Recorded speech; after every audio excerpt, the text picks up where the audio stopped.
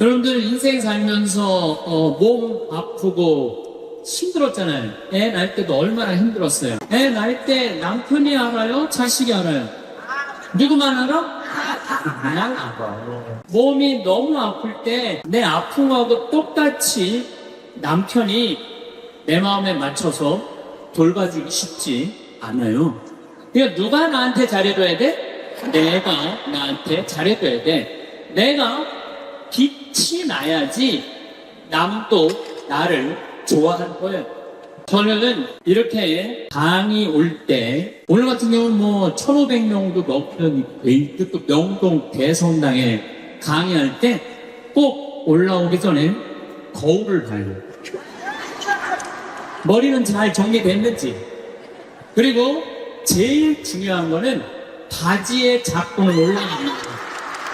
근데 이게 제일 중요하게 여겨요. 만약에 내가 바지의 작고가 내려가잖아요? 그럼 여러분들은 눈은 여기 와 있고 생각은 딴 데가 있는 거예요. 딴 데. 저 신부님 저거 바지에 작고 내려가는데 내가 아무리 좋은 얘기를 해도 여러분들 귀에 들어가지 않아요. 무슨 얘기냐면 나 앞에 나설 때 나 자신을 점검하는 일은 참으로 중요한 일이에요. 여러분들 오늘 나오실 때 거울 한번 보셨어요? 안 보셨어요? 명동성당에 온 건데. 그렇죠? 제가 한 2년 전에 어느 천주교가 아닌 일반 기관에 강의를 갔어요. 근데 거기는 저를 초청하고 싶어서 2년 동안 섭외를 하다가 내가 2년 만에 시간이 돼서 그 기관에 갔어요. 갔는데 딱 나를 맞이하는 분을 보면서 정말로 나를 정말로 애타게 기다렸구나 한눈에 알아보겠더라고요. 왜 한눈에 딱 알아봤느냐면은 얼굴에 화장을 어마어마하게 했어요. 얼굴에 이 마스카라를 얼마나 많으면 눈이 막 뒤집어지려면 눈이 볼에 얼마나 예쁜 막 색깔을 칠했는지 이분이 굉장히 짙게 발랐어요. 그런데 루즈 굉장히 두껍게 발랐는데 바빴는지 루즈가 입술에서 천에서 벗어나고 살짝 올라갔어요. 2시간이었는데 1시 반에 거기 가서 커피를 30분 동안 마시는데 30분 동안 무슨 얘기를 했는지 하나도 기억이 안 나요.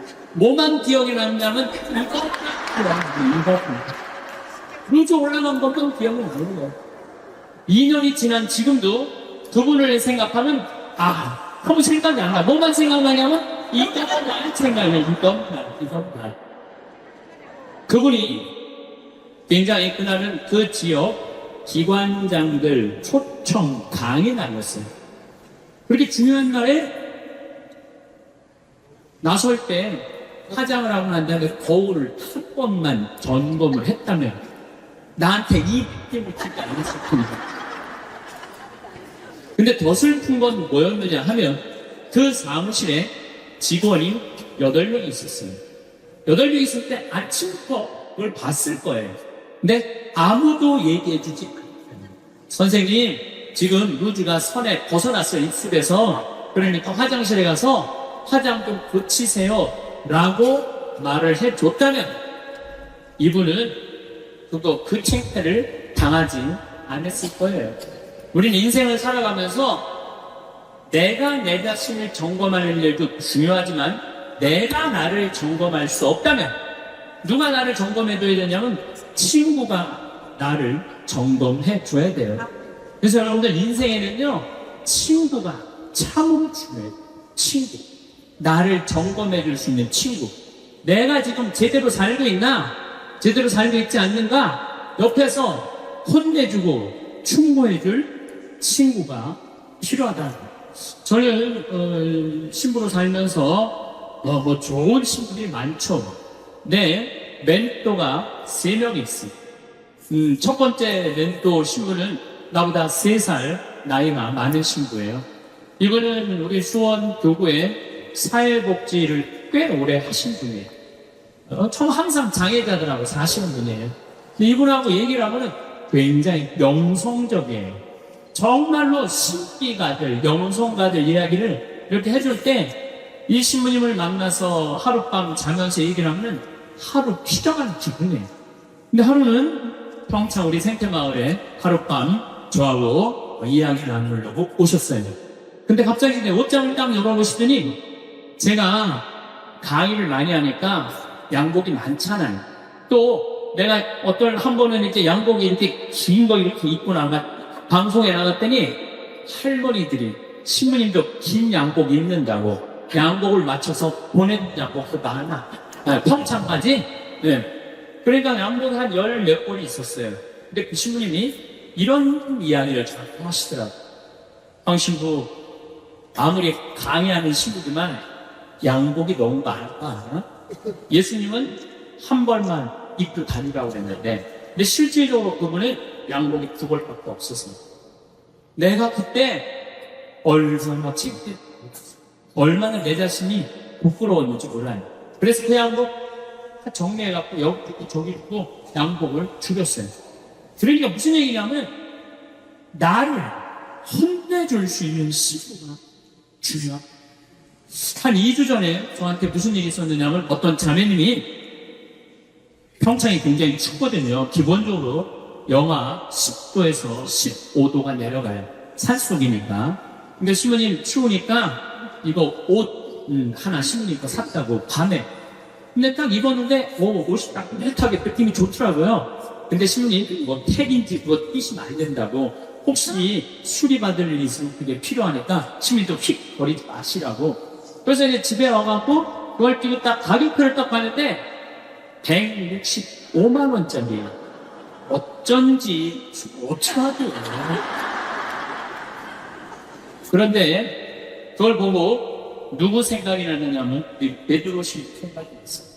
베드로 신부가 장애자들하고 사는 신부가 내가 이 옷을 입고 다니면 뭐라고 할까? 분명히 또 제정신이야. 혼냈을 거예요.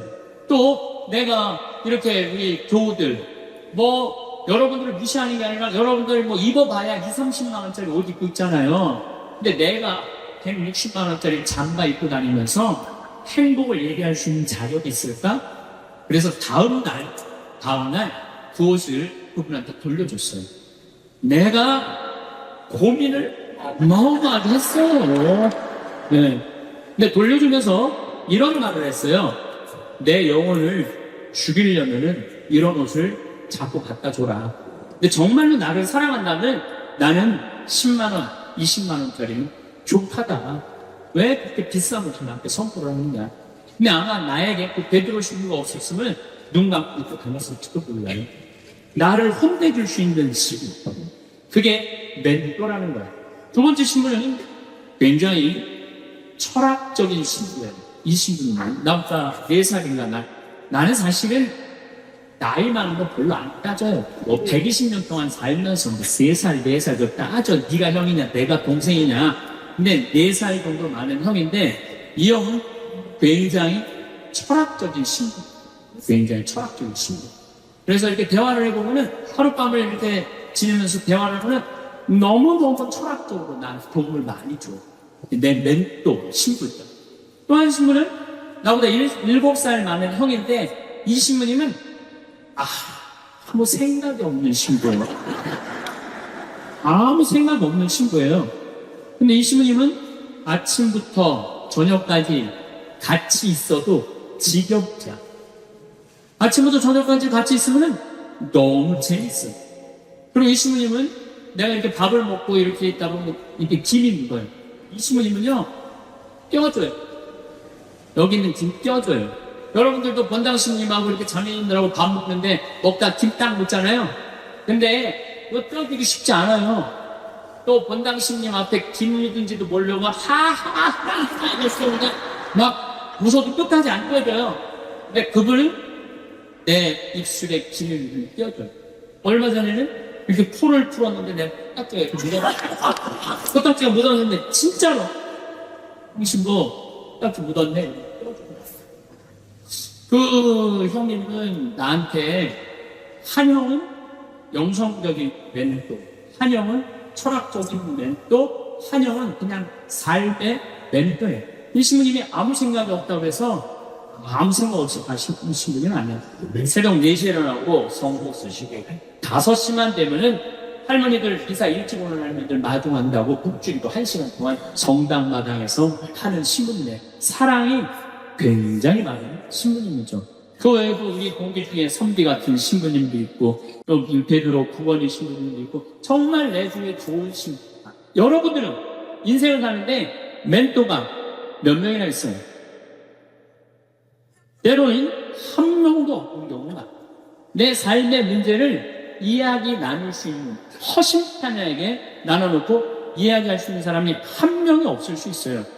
만약 여러분들이 한 명도 없다면 여러분들은 실패한 인생을 살 수밖에 없다는 거예요. 그래서 여러분들 오늘 이후부터 멘토를 적어도 3명 정하세요. 난 오늘부터 황초의 신부님을 내 멘토로 삼을 거야. 그건 안 돼요. 왜 안 되냐면 멘토는 내 삶에서 내 삶을 내 밥그릇 숟가락이 몇 개 있는지 아는 사람이 멘토가 돼야지 멘토가 될 수 있어요. 또 언제든지 만날 수 있는 사람. 그래서 여러분들 주위에 잘 사는 사람들이 있어요. 분명히 괜찮은 사람들이 있어요. 그 사람한테 찾아가고 나 당신 내 멘토로 삼고 싶다. 나를 좀 도와줘라. 그러면은요 그렇게 얘기하면 사람은요 책임감을 느끼고 존재 의식을 가진대. 그래서 도와준대. 오늘부터 여러분들 적어도 3명을 찾아가서 그래서 나를 고쳐줄 수 있는 사람, 나를 혼내줄 수 있는 사람 꼭 만드셔야지 인생을 실패하지 않아요. 친구를 잘못 두면요 인생을 망가뜨릴 수 있어요.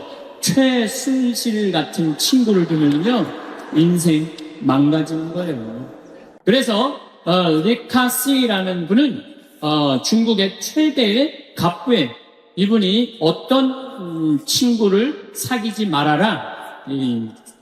우리 이건희 회장님은 재산이 13조인데 이 리카싱은 재산이 30조야. 어마어마한 부자예요. 1년에 3천억씩 장학금을 내놓는 자기는 항상 이코노미 타고 다니면서 대단한 분이죠. 이분이 6불학 7불교라고 그래. 어떤 사람이랑 동업하지 말아라. 첫 번째, 개인적인 욕심이 너무 강한 사람과 동업하지 마라. 세 번째, 인간미가 없는 사람과 동업하지 마라. 부정적인 사람과 동업하지 마라. 인생에 원칙이 없는 사람과 동업하지 마라. 우리가 인생을 살면서 원칙이 꼭 필요해요. 저는 어떤 원칙이 있느냐면 1 더하기 1은 2다. 이게 내 인생의 원칙 중에 하나예요. 무슨 얘기냐면 1억 그리고 1억 은행에 대출 받아갖고 2억짜리 아파트 사면 2억이야. 근데 우리는 무슨 생각해?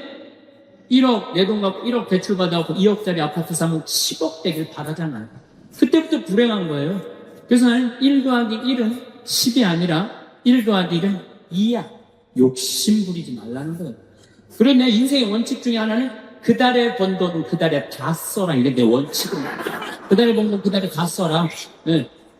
특히 신부는 쌓여있으면 딴 생각하게 돼 있어요. 그래서 그 달에 번 건 그 달에 다 써라. 근데 최고의 원칙은 뭐냐면 인생은 별거 없다. 먹고 마시고 놀자. 여러분들 제가 작년에도 말씀드렸고 올해도 말씀드렸어요. 인간은요 먹고 마시고 놀지 않으면요 인간이 안 돼요. 사람은요 평범한 사람들이랑 먹고 마시고 웃고 우리 예수님처럼 먹고요 술꾼으로 어려운 사람들 속에서 살아야지 사람이 되는 거예요. 그걸 못하면요 많은 부분을 잃어버릴 수 있어요. 그리고 감사할 줄 모르는 사람과 동업하지 마라. 그리고 7불교 두려워하는 놈과 사귀지 마라. 사람의 각박하게 구는 사람과 사귀지 마라. 시시콜콜 따지는 사람과 사귀지 마라. 받기만 하고 주지 않는 사람과는 사귀지 마라. 이게 내 원칙 중에 하나예요. 받기만 하고 주지 않는 사람과는 사귀지 마라. 저는 참 많이 받아요. 정말 많이 받는 사람 중에 하나예요. 작년에 할머니가 나한테 100억 기증했는데 올해 100억을 더 기증해갖고 200억을 내가 받았잖아요. 그리고 내가 잠비아 돕는다고 1,000만 원씩 도와달라고 그러는데 그렇게 100명도 넘게 저를 도와줬어요.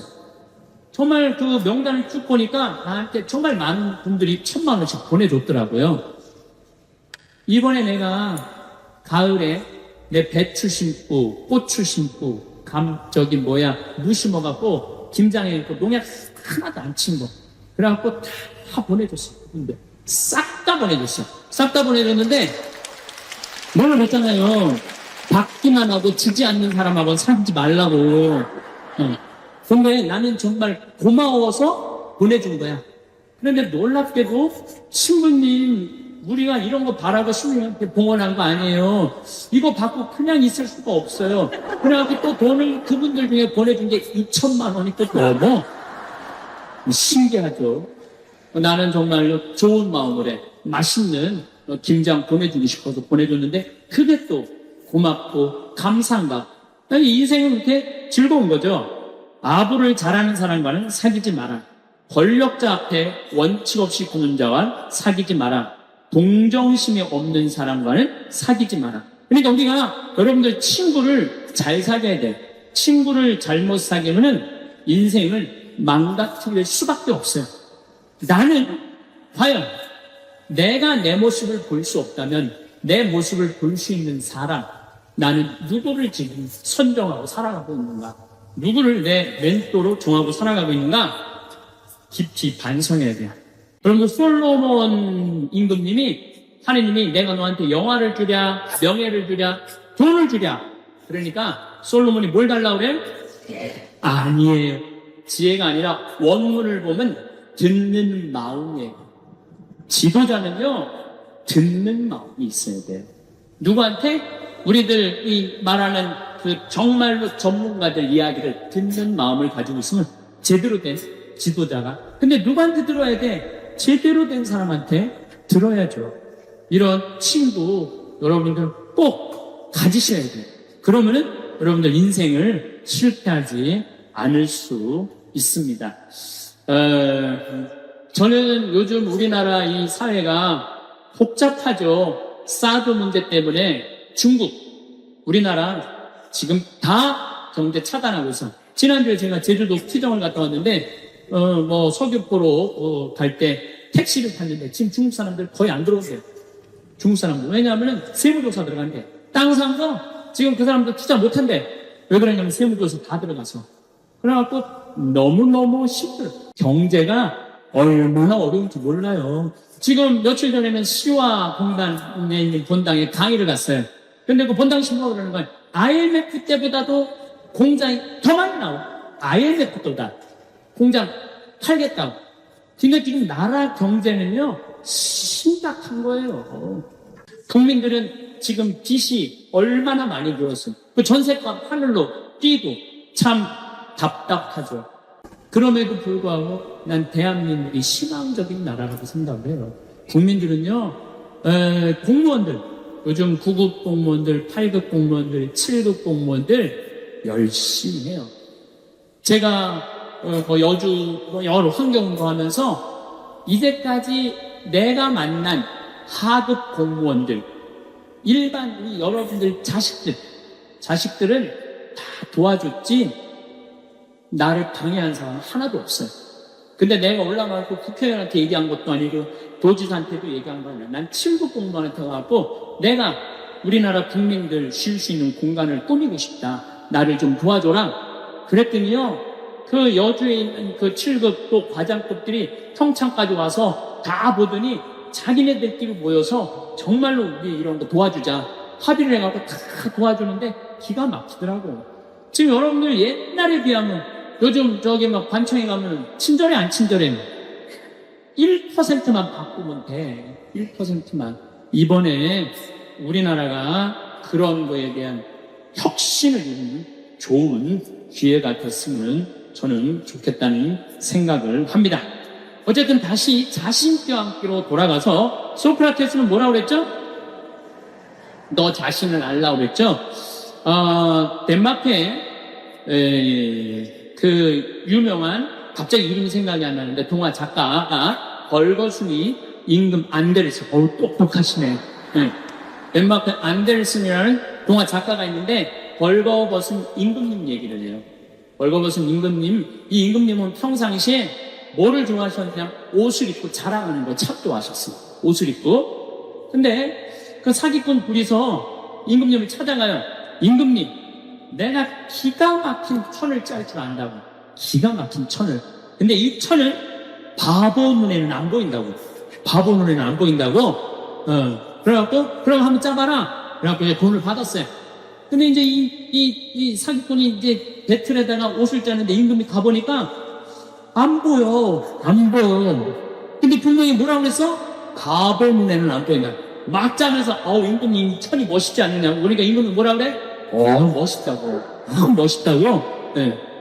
신하들을 데리고 와갖고, 신하들도 보여주라고, 이제 신하들이 와서 보니까, 임금님이 멋있다고 그러니까, 바보 눈에는 안 보인다니까, 신하들도 뭐라고 그래? 멋있다고 그래, 멋있다고 그래. 그래서 이제 한 일주일이 지나고 나서, 임금님 옷 다 됐다고, 입어보라고. 뭐가 보여야지 입지. 손 드시라고 그러면 손 딱 들고, 지금 들어갔다고, 그거 잘 어울린다, 입접손 들으라고. 이걸 또 멋있다고 퍼레이드를 하시라고. 그래갖고 임금님이 벌거벗고 퍼레이드를 하네. 온 국민들이 우리 임금님 멋있다고. 왜? 바보 눈에는 안 보이니까. 근데 한 꼬마가 임금님 빨개 벗었네? 그렇게 얘기를 한 거예요.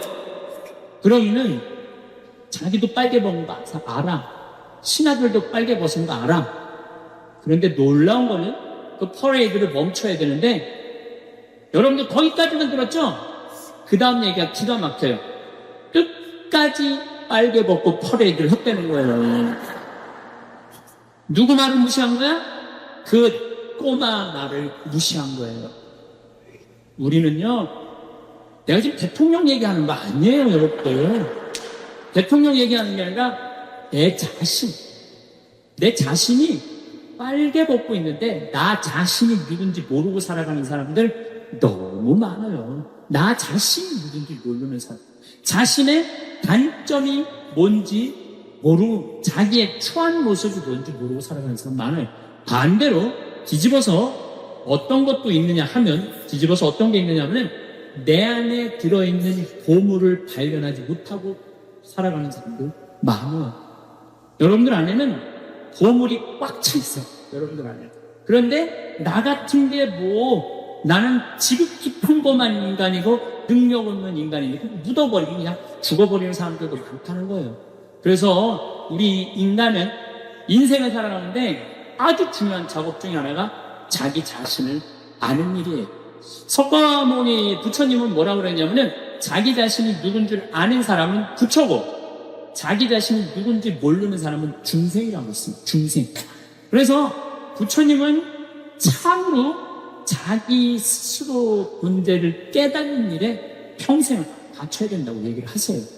아마 여기도 내가 보기에는 부처들이 꽤 많을 거야. 드러나지 않는 부처들. 자기가 누군지 분명히 알고 살아가는 사람. 공자님은 뭐라고 그랬냐면 제자들이 스승님 죽음 이후의 세계에 대해서 좀 알려주십시오. 그러니까 공자님이 이렇게 말씀하십니다. 내가 삶도 제대로 모르는데 어떻게 죽음에 대해서 알 수 있느냐? 내가 내 삶도 제대로 모르는데 죽음에 대해서 어떻게 아느냐? 그러니까 그 유명한 공자님도 자기의 삶에 대해서 모르는 거예요. 어떻게 보면 죽음까지 겸손한 거죠. 우리는 뭐라 그래? 나 다 알아. 내 인생 돌아가는 거 내가 딱 보면 알아요. 딱 보긴 알고 뭘 알아. 내가 가장 무서운 말 중에 하나가 그거예요. 딱 보면 우리가 얼마나 잘못 판단하고 사는지 몰라요. 예수님은 뭐라고 그러셨어요? 예수님은 이렇게 말씀하십니다. 마태복음 7장에 보면 남의 눈에 있는 티끌 꺼낼 생각하지 말고 네 눈에 있는 들보 꺼내라. 누구를 들여다보라는 거야? 자신을 들여다보라는 거예요. 제가 이제 잠비아를 한 4년째 봉사활동을 가는데 잠비아 올해 내가 깨달은 진리가 있어요. 무슨 진리를 깨달았느냐면 이제 이번에 80명이 봉사자가 왔거든요. 의사 선생님들 12분, 또 병원 관계된 간호사 선생님들 다 합쳐서 20명, 그 다음에 전문가 설계사들 또 한 20명, 그 다음 대학생들 봉사자들 40명이 갔는데 너무너무 많이 가다 보니까 물이 끊어질 때가 많아요. 물이 부족하니까. 물이 끊어질 때가 많은데, 화장실에 가보면 일은 봤는데 물이 안 내려오는 거예요. 그런 경우가 많아요. 그럼 딱 급해갖고 화장실을 딱 하고 딱 보면은 이게 똥이 들어있으면은 너무 더러운 거예요. 난 쳐다보기도 너무너무 더러워. 이 물은 안 내려가고. 그런데 그걸 깨닫는 게 아니고 놀라운 거는 내가 똥을 넣고 내 똥을 보면 안 들어요. 여러분 어때요? 여러분들 화장실에 가고 여러분들이 이렇게 똥 넣고 여러분들 똥 보면 들어 안 들어요? 별로 안 들었죠? 그런데 남의 똥을 보면 그 기분이 어때? 더럽잖아요. 근데요, 이게요, 우리 인간의 삶 안에 들어있어. 남의 단점은 더럽고 내 단점은 안 들어오는 거야. 심지어는 내 단점은 아예 안 보이는 경우도 너무 많아. 내 단점이 안 보이는 경우도 너무 많아. 내 단점이 안 보이니까 내 자신의 모습을 모르는 거죠. 내 자신의 잘못된 추한 이렇게 올라간 걸 모르니까 그렇게 돌아다니고 있는 거예요. 그러니까 아무도 이거 올라갔다고 얘기해 주는 사람이 없는 거야. 끝까지 이러고 하죠. 손을 다니고 있는 거야. 이러고 벌거벗은 임금님이 그러고 다니는 거나 무릎을 잘못 치려고 이러고 그냥 깔깔거리고 있는 거나 내가 보기엔 우리 자신이 남의 똥은 들었고 내 똥은 안 들어온 거나 다를 바가 하나도 없다는 거예요. 그래서 내 자신이 누구냐 이거 꼭 물어보셔야고 내 자신이 누구냐. Who am I? 내가 정말로 영어 오래간만에 한번 쓰는데 Who am I? 나는 누구냐. 저는 천주교 신부예요. 그렇잖아요. 난 천주교 신부예요. 천주교 신부고 과연 내가 교우들한테 뭐를 전해주는 사람이냐? 하늘나라의 기쁜 소식, 군 뉴스를 전해주는 사람이에요. 그러니까 나는 어떻게 살아야 돼? 내가 하늘나라의 복음, 기쁨을 알아. 그러니까 나를 통해서 교우들은 뭐를 느껴야 돼? 기쁨을 느껴야 돼. 근데 내가 인상 쓰고 나는 너무 사는 게 힘들어. 사는 게 지겨워 죽겠어. 이놈의 사제복 너무 무거워. 이러면 여러분들 나를 보고 기쁨을 느끼겠어요? 못 느끼죠. 하느님으로부터 오는 기쁨을 나는 교우들한테 전해줘야 돼. 또 요한 1서의 말씀처럼 사랑, 하느님의 사랑. 우리가 하느님을 사랑하는 게 아니라 하느님이 우리를 사랑하는 거를 나는 교우들한테 알려줘야 돼요. 왜? 나는 사제니까. 나는 사제니까 내가 누구냐를 물어봤을 때 교우들은 날 통해서 위로를 받아야 돼. 누가 전해주는 위로? 예수님이 전해주는 위로를 받아야 돼. 기쁨을 받아야 돼. 요즘은 이제 4년 전부터 제가 잠비아를 이렇게 다니고 있는데 전 참 행복해요.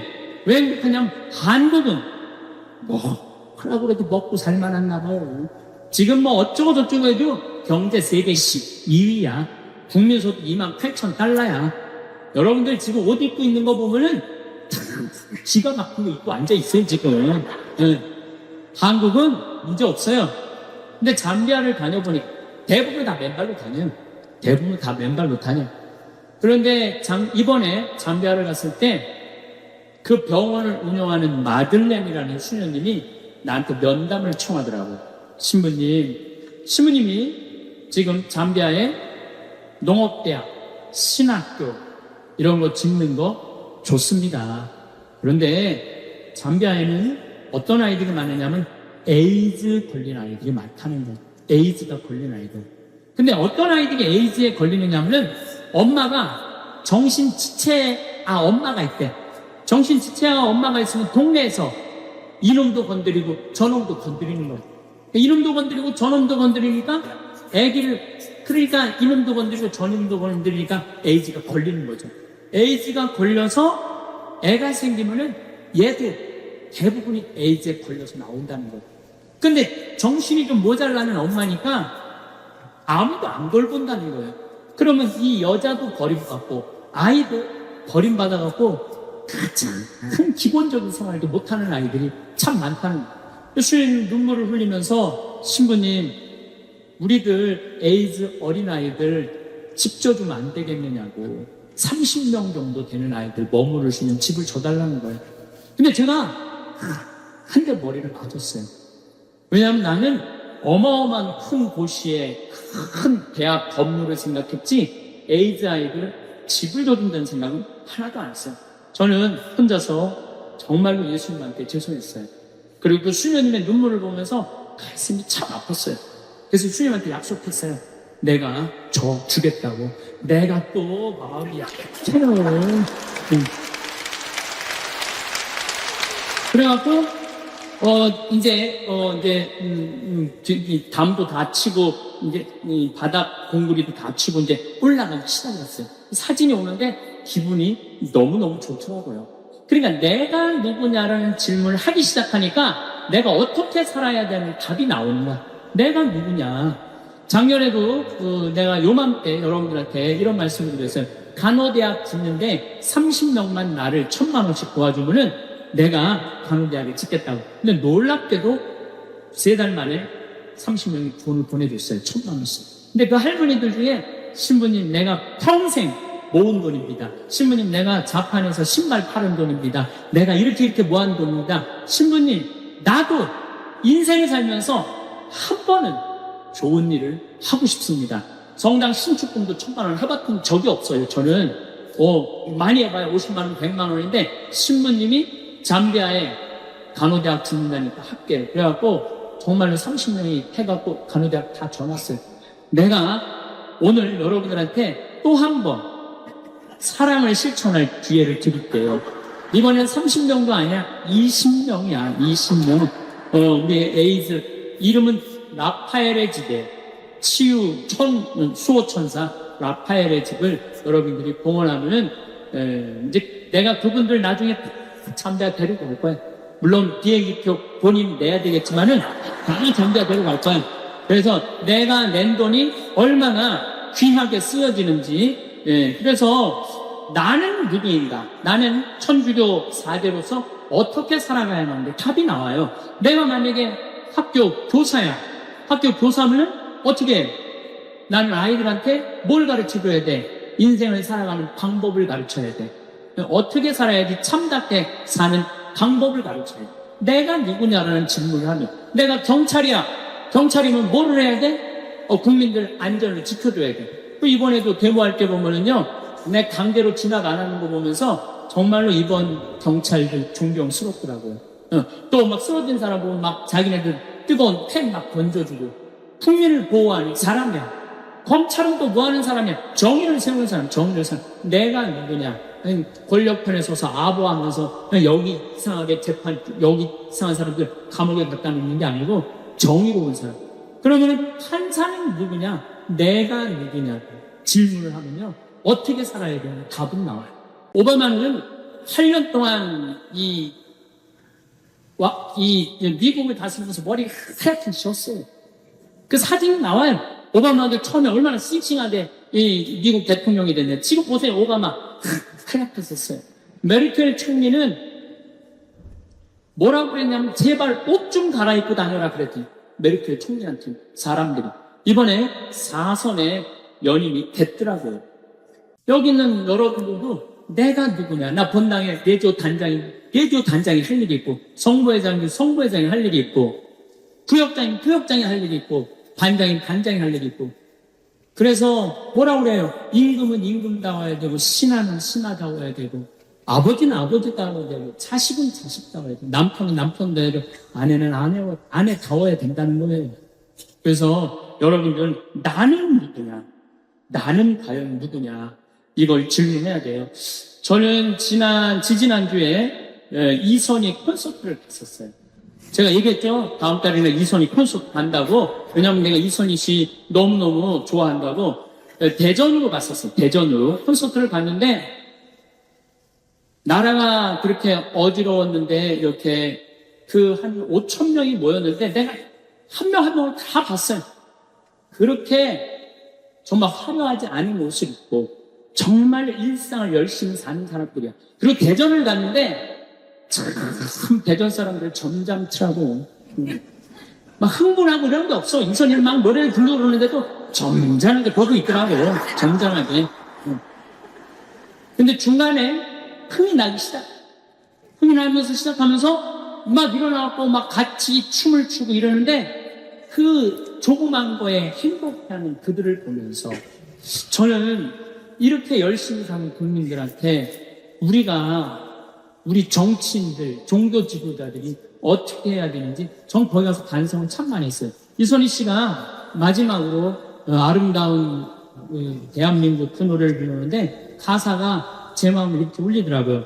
하늘은 파랗게 구름은 하얗게 실바람도 불어와 부푸른 내 마음 나뭇잎 푸르게 강물도 푸르게 아름다운 이곳에 내가 있고 내가 있네. 손잡고 가보자. 달려보자. 저 방향으로. 우리들 모여서 말해보자. 새 희망을. 저는 지금 우리나라가 굉장히 암울하다고 그러는데 전 그렇게 생각하지 않아요. 여러분들도 내가 누구냐라는 질문을 하기 시작하면 그런 철학적인 사고를 하기 시작한다면 인생의 질문을 하기 시작한다면 남들 변하는 거 누구 변하는 거 제가 보면 중요한 거 아니에요. 누가 변해야 돼? 내가 변해야 돼. 내가. 그래서 수신 제가 치기 평천하라고 그러죠. 누구를 먼저 다스려야 돼? 자기를 다스려야 돼. 그리고 그 다음에 누구를 다스려야 돼? 가족을 다스려야 돼. 그래야지 나라를 다스릴 수 있는 거예요. 여러분들도 다 정치 투표하는 사람들이기 때문에 나라를 다스리는 사람들이야. 그러기 위해서는 누구를 먼저 수신해야 돼? 나 자신을 수신해야 돼. 다음 시간에는 어떻게 하면 나 자신을 수신할 수 있는가 그 얘기를 하도록 하겠습니다. 어느 날 문득 거울 앞에 서서 자신의 모습을 바라보며 이런 생각이 드실 때가 있으실 겁니다. 내가 정말 나를 알고 있을까? 젊은 시절에는 앞만 보고 달려가느라 잊혀 생각할 겨를이 없었던 질문들이 이제는 조용한 오후나 잠들기 전 고요한 시간에 자연스럽게 마음속에 떠오르곤 합니다. 살아온 세월만큼 쌓인 경험들을 하나씩 되돌아보면 참으로 많은 일들이 있었습니다.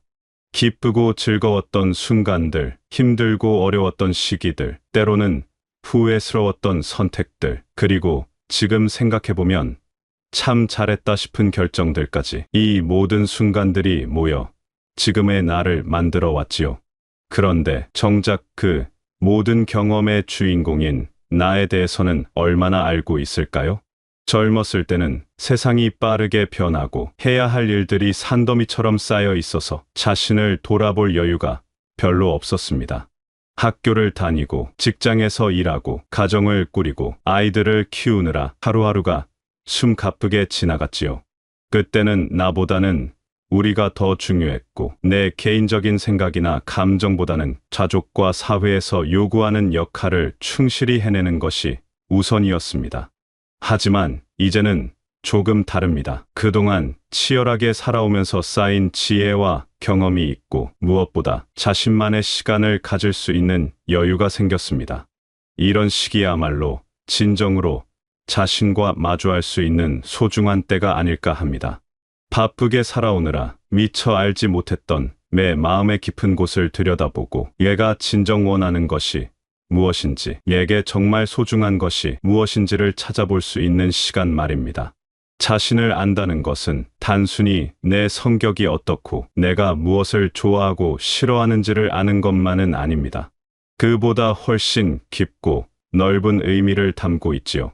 내가 어떤 가치관을 갖고 살아왔는지, 어떤 순간에 진정한 행복을 느끼는지, 무엇이 나를 화나게 하고 무엇이 나를 평안하게 하는지, 얘가 다른 사람들과 어떤 방식으로 관계를 맺어가는지를 아는 것입니다. 특히 오랜 세월을 살아오신 분들에게는 이런 자기 이해가 더욱 소중합니다.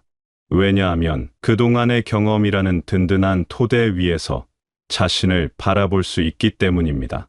20살, 30살에는 아직 경험이 부족해서 나 자신에 대해서도 확신이 서지 않았던 것들이 이제는 충분한 경험을 통해 나는 이런 사람이구나 하고 명확하게 알 수 있게 됩니다. 예를 들어 젊었을 때는 남들이 좋다고 하는 것이 정말 좋은 것인 줄 알고 따라했지만 이제는 그것이 나에게는 맞지 않는다는 것을 알 수 있습니다. 화려하고 시끄러운 곳보다는 조용하고 평화로운 곳에서 더 편안함을 느낀다든지, 나는 사람들과 어울리는 것보다는 소수의 진실한 친구들과 깊이 있는 대화를 나누는 것을 더 좋아한다든지 하는 것들 말입니다. 또한 살아오면서 겪었던 여러 시행착오들을 통해 내가 어떤 상황에서 어떻게 반응하는지, 어떤 방식으로 문제를 해결하는 것이 나에게 맞는지도 알게 됩니다. 이런 깨달음들은 앞으로의 삶을 더욱 지혜롭게 살아갈 수 있는 소중한 자산이 됩니다. 무엇보다 자신을 안다는 것은 자신을 받아들이는 것과도 깊은 관련이 있습니다. 젊을 때는 부족한 점을 고치려고만 했다면, 이제는 그런 부분들도 나의 일부로 인정하고 받아들일 수 있는 여유가 생깁니다. 완벽하지 않아도 괜찮고, 남들과 다른 모습이어도 그것이 바로 나만의 독특함이라는 것을 깨달을 수 있지요. 이렇게 자신을 제대로 알게 되면 비로소 진정한 내 삶을 살아갈 수 있습니다. 남의 기준이 아닌 내 기준으로 남의 시선을 의식하기보다는 내 마음의 소리에 귀 기울이며 살아갈 수 있게 되는 것입니다. 그리고 이것이야말로 지금까지 살아온 긴 여정이 우리에게 선사하는 가장 큰 선물이 아닐까 합니다. 그렇다면 자신을 안다는 것은 구체적으로 무엇을 의미하는 걸까요? 많은 분들이 나는 이미 나를 충분히 알고 있다고 생각하실 수도 있습니다. 하지만 진정한 자기 이해는 단순히 내가 무엇을 좋아하고 싫어하는지, 어떤 성격을 가졌는지를 아는 것을 넘어서는 훨씬 깊은 깨달음을 말합니다. 먼저 자신의 감정과 마음의 움직임을 이해하는 것부터 시작됩니다. 왜 어떤 상황에서는 마음이 편안해지고 어떤 때는 불안해지는지를 아는 것이지요. 예를 들어 조용한 새벽 시간에 차 한 잔을 마시며 창밖을 바라볼 때 느끼는 그 평온함이 어디서 오는 것인지, 반대로 복잡하고 시끄러운 곳에 있을 때 느끼는 피로감이 단순히 몸의 문제가 아니라 마음의 문제일 수도 있다는 것을 깨닫는 것입니다. 이런 감정의 패턴을 알게 되면 자신에게 맞는 환경과 생활 방식을 선택할 수 있게 됩니다. 더 이상 이 나이에 이런 것을 좋아하면 이상하다거나 다른 사람들은 다 좋아하는데 나만 싫어한다며 자책할 필요가 없어지지요. 나는 나만의 고유한 감정과 취향을 가진 특별한 존재라는 것을 인정하고 받아들일 수 있게 됩니다. 또한 자신만의 가치관을 명확히 아는 것도 중요합니다. 오랜 세월을 살아오면서 무엇이 정말 중요하고 무엇이 그렇지 않은지에 대한 나름의 기준이 생겼을 것입니다. 어떤 분에게는 가족과 함께하는 시간이 무엇보다 소중하고, 다른 분에게는 자신만의 취미 활동이나 배움의 시간이 더 의미 있을 수 있습니다. 이런 가치관에는 옳고 그름이 없습니다. 중요한 것은 내가 진정으로 소중하게 여기는 것이 무엇인지를 명확히 아는 것이지요. 자신의 강점과 약점을 있는 그대로 바라보는 것도 자기 이해의 중요한 부분입니다. 젊었을 때는 약점을 감추거나 고치려고만 했다면, 이제는 그것들도 나를 이루는 하나의 모습으로 받아들일 수 있는 여유가 생겼습니다. 예를 들어 결정을 내리는데 시간이 오래 걸리는 성격이 단점이라고만 생각했는데, 사실은 그만큼 신중하고 책임감이 강하다는 장점의 다른 모습일 수도 있다는 것을 깨닫게 됩니다.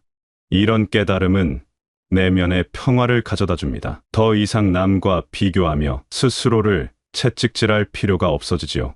내가 완벽하지 않아도, 때로는 실수를 해도 그런 모든 모습이 바로 나라는 것을 받아들일 수 있게 됩니다. 이런 자기 수용은 마음의 무거운 짐을 덜어주고 더 가벼운 마음으로 하루하루를 살아갈 수 있게 해줍니다. 또한 자신이 어떤 상황에서 최선의 모습을 발휘하는지도 알게 됩니다.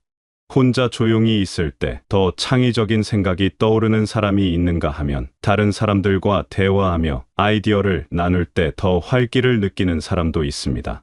아침 일찍 일어나서 하루를 시작할 때 가장 컨디션이 좋은 사람이 있는가 하면, 오후나 저녁 시간에 더 집중이 잘 되는 사람도 있지요. 이런 자신만의 리듬과 패턴을 알게 되면 생활을 더 효율적이고 만족스럽게 꾸려갈 수 있습니다. 남들이 좋다고 하는 방식을 억지로 따르지 않고 나에게 맞는 방식을 찾아서 살아갈 수 있게 되는 것입니다. 자신을 안다는 것은 또한 자신의 한계를 인정하는 것이기도 합니다. 이것이 소극적이거나 체념적인 의미는 아닙니다. 오히려 현실적이고 지혜로운 선택을 할 수 있게 해주는 것이지요. 내가 할 수 있는 것과 할 수 없는 것을 구분하고 무리하지 않으면서도 의미 있는 일들에 집중할 수 있게 됩니다. 예를 들어 체력적으로 예전만 못하다는 것을 인정하되 그 대신 경험과 지혜라는 다른 강점을 활용할 수 있는 일들을 찾아보는 것입니다. 빠르게 움직이지는 못해도 더 깊이 있게 생각하고 많은 일을 동시에 하지는 못해도 하나하나를 더 정성스럽게 해낼 수 있다는 것을 깨닫는 것이지요. 이런 자기 이해는 하루아침에 이루어지는 것이 아닙니다. 마치 오래된 일기장을 천천히 넘겨보듯 지나온 시간들을 차근차근 되돌아보며 조금씩 깨달아가는 과정입니다. 그리고 이 과정 자체가 하나의 소중한 여행이 되기도 합니다. 자신과의 만남이라는 세상에서 가장 의미 있는 만남 말입니다. 자신을 제대로 알게 되면 이제 그 깨달음을 바탕으로 어떻게 살아갈 것인가 하는 더 깊은 질문에 마주하게 됩니다. 단순히 나를 아는 것에서 그치는 것이 아니라 그 이해를 삶 속에서 어떻게 실천하고 구현해 나갈 것인가 하는 문제 말입니다. 이것이야말로 진정한 지혜로운 삶의 시작이라고 할 수 있을 것입니다. 먼저 자신에게 맞는 생활의 틀을 만들어가는 것부터 시작됩니다. 예전에는 사회가 정해놓은 시간표에 맞춰 살아야 했다면 이제는 내 몸과 마음의 리듬에 맞는 하루를 설계할 수 있는 자유가 생겼습니다. 아침형 인간이라면 새벽 시간을 활용한 나만의 시간을 만들어보고 저녁형 인간이라면 밤늦은 시간의 고요함 속에서 자신만의 활동을 찾아볼 수 있지요.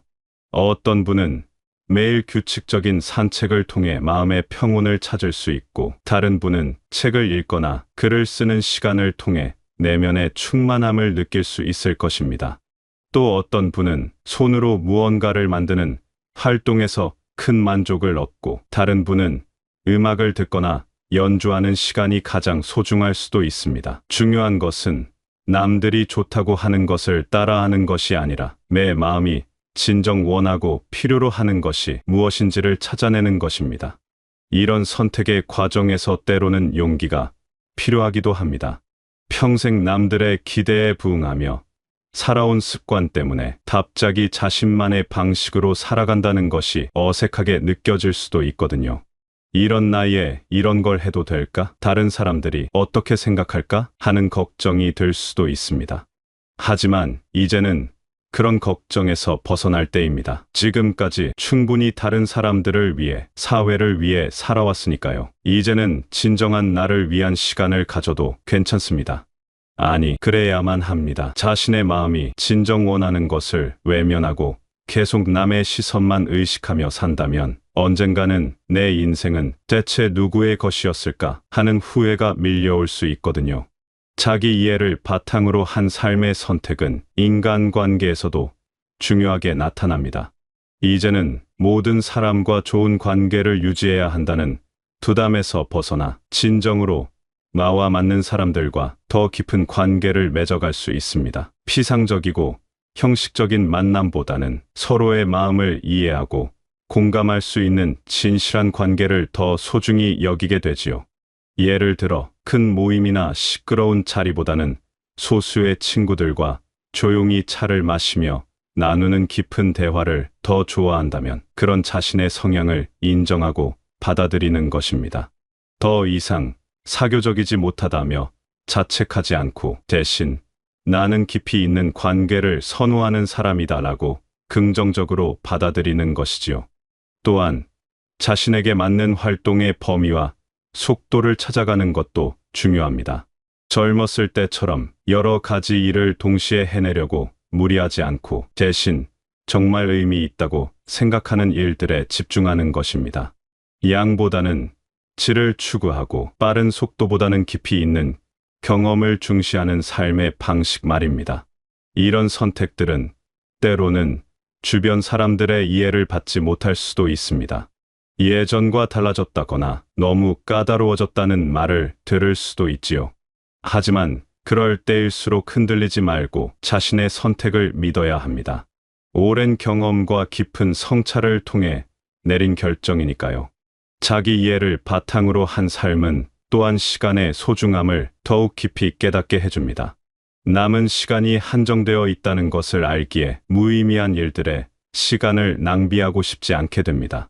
대신 정말 가치 있고 의미 있는 일들, 내 마음에 기쁨과 평화를 가져다주는 일들에 시간을 투자하고 싶어집니다. 예를 들어 의무감 때문에 참석했던 모임들 중에서 정말 즐겁고 의미 있는 것들만 골라서 참여하고 나머지 시간은 가족과 함께하거나 자신만의 취미 활동에 할애하는 것입니다. 이런 선택이 때로는 이기적으로 보일 수도 있지만 사실은 자신을 더 잘 돌보고 사랑하는 현명한 방법입니다. 자신에게 맞는 삶을 선택한다는 것은 또한 과거의 자신과 화해하는 과정이기도 합니다. 젊었을 때 내린 선택들 중에서 지금 생각해보면 후회되는 것들이 있을 수 있습니다. 하지만 그때는 그때 나름대로 최선이라고 생각했던 선택이었을 것입니다. 그런 과거의 자신을 용서하고 받아들이는 것, 그리고 지금부터라도 더 나은 선택을 해나가겠다는 다짐을 하는 것이 중요합니다. 이렇게 자기 이해를 바탕으로 한 삶의 선택들이 모여서 점점 더 진정한 나다운 삶의 모습이 만들어집니다. 남의 기준이 아닌 내 기준으로, 남의 시간표가 아닌 내 리듬으로, 남의 가치관이 아닌 내 가치관으로 살아가는 삶 말입니다. 그리고 이런 삶은 비로소 진정한 자유와 평화를 가져다 줍니다.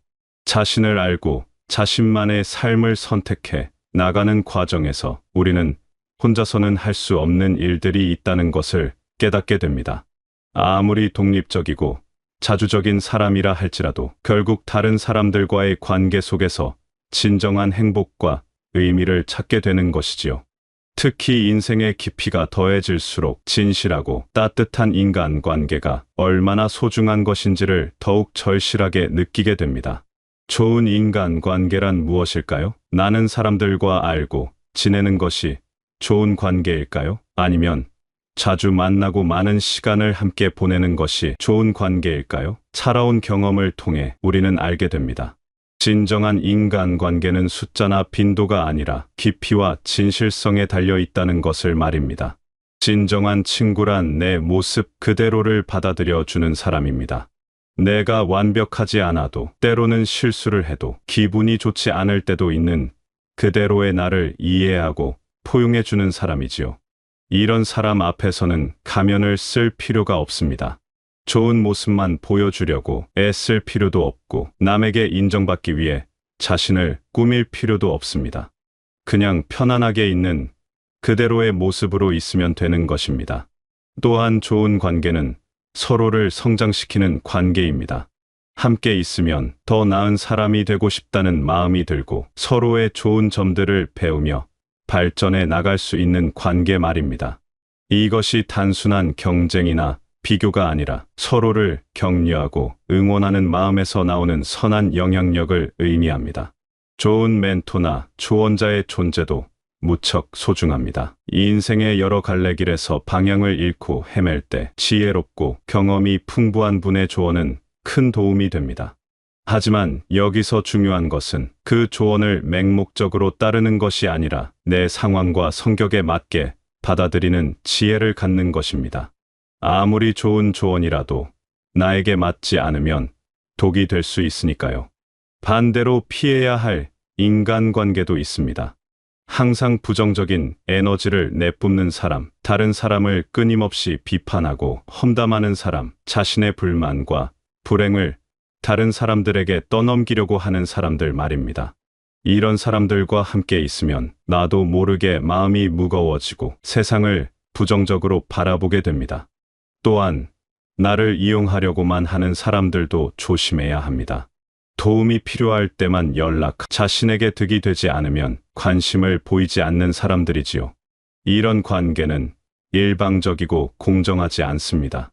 진정한 관계는 서로 주고받는 것이 균형을 이루어야 하는데 한쪽만 일방적으로 주거나 받는 관계는 건강하지 않습니다. 나이가 들수록 인간관계에서 중요한 것은 질이지 양이 아니라는 것을 더욱 깊이 깨닫게 됩니다. 수많은 지인들보다는 진심으로 통할 수 있는 몇 명의 친구가 훨씬 소중합니다.